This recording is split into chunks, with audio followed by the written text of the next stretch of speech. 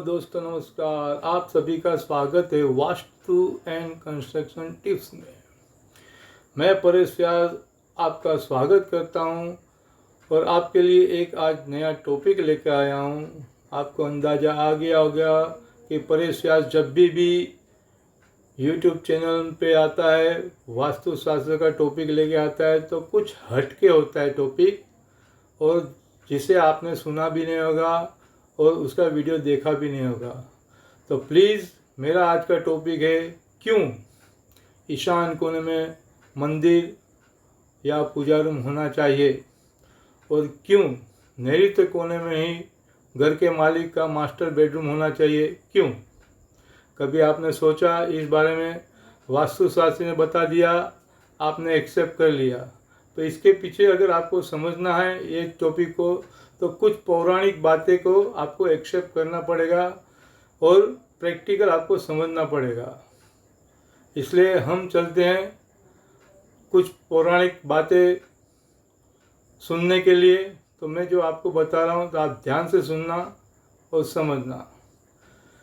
ये टॉपिक में एक वास्तु पुरुष का टॉपिक मैंने आपको मेरे वीडियो में बताया है, मैं शॉर्ट में आपको बता देता हूँ। वास्तु पुरुष का जन्म जब स्वर्गलोक में हुआ, देवगण और राक्षसगण घबरा से गए और उन्होंने ब्रह्मा जी से प्रार्थना की। ब्रह्मा जी ने उनको पृथ्वीलोक में फेंकने के लिए कह दिया। देवगण और राक्षसगण दोनों ने अपनी खूब शक्तियां लगा के वास्तु पुरुष को उठा के पृथ्वीलोक पे फेंक दिया। और इसी प्रकार वास्तु पुरुष को निर्माण क्षेत्र में रहने के लिए ब्रह्मा जी ने कह दिया और अपने नियम बनाने के लिए कह दिया। तो वास्तु पुरुष ने अपने नियम बनाए। जहाँ जहाँ देवगण ने वास्तु पुरुष को उठाया था और जहाँ जहाँ दानवगण ने वास्तु पुरुष को उठाया था, वहाँ वास्तु पुरुष ने उनको स्थान दिया गया है। देवगण को अपनी जगह पे स्थान दिया, दानवगण को अपनी जगह पे स्थान दिया है।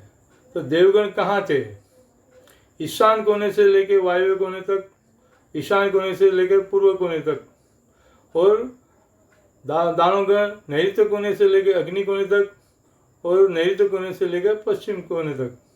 यहाँ दानवगण और देवगण थे जिन्होंने अपने खूब शक्तियाँ लगा के वास्तु पुरुष को पृथ्वीलोक पे फेंक दिया। और पूर्व से लेकर अग्नि कोने तक देवगण और राक्षसगण दोनों थे, और पश्चिम कोने से लेकर वायव्य कोने तक देवगण और राक्षसगण दोनों थे। उन्होंने अपनी शक्तियाँ लगाई थी उस टाइम, तो उनको भी वहाँ स्थान दिया गया है।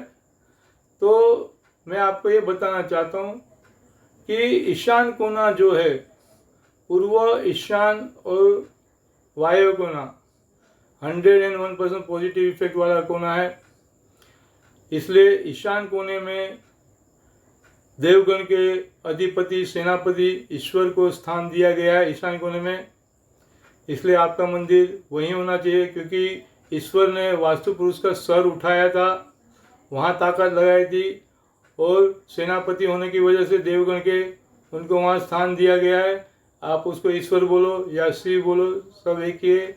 इसलिए हमें 100% पॉजिटिव इफेक्ट वाली कोना है ईशान कोना, इसलिए वहाँ हमें मंदिर रखना चाहिए, वो भी पूर्व दिशा की ओर।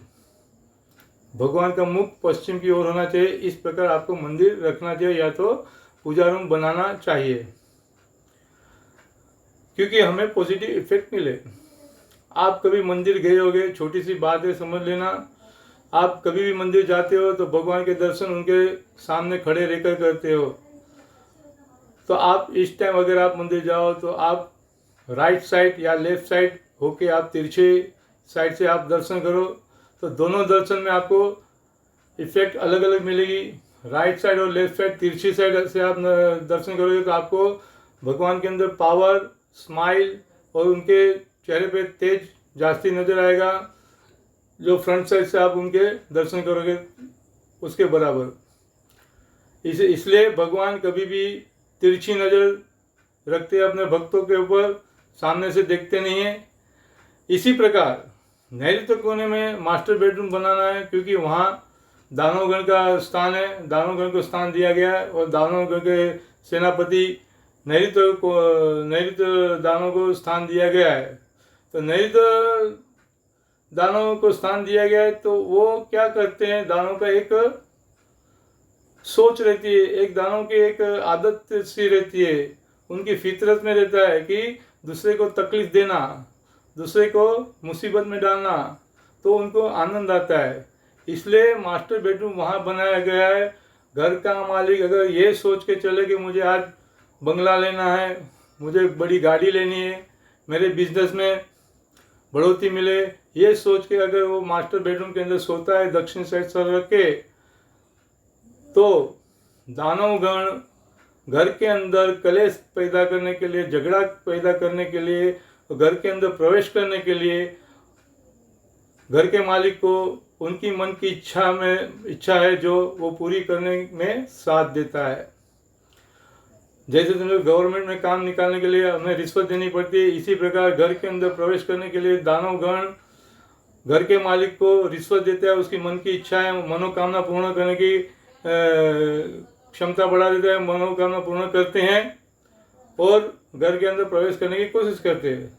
यहाँ ईशान कोने में जो हमारे भगवान मंदिर में बैठे, वो तिरछी नजर से नैऋत्य कोने के दानव गण के ऊपर ध्यान रखते हैं कि वो घर में प्रवेश करें नहीं। इसी प्रकार घर के मालिक की रक्षा करते हैं, इसलिए ईशान कोने में मंदिर रखा जाता है और नैऋत्य कोने में घर के मालिक का बेडरूम रखा जाता है, ताकि उसकी जो भी मनोकामना हो, घर में खुशियाँ लाना है, जो भी करना है, वो नैऋत्य कोने से ही दानव गणी उनको देंगे।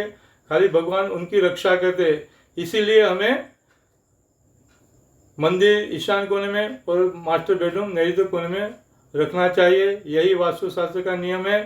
तो आपने मेरी बात समझी होगी, ध्यान से सुना होगा, समझा तो प्लीज़ मेरी चैनल को लाइक और सब्सक्राइब कीजिए।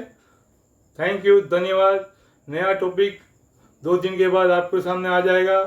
आप प्लीज़ मेरी चैनल को लाइक और सब्सक्राइब कीजिए।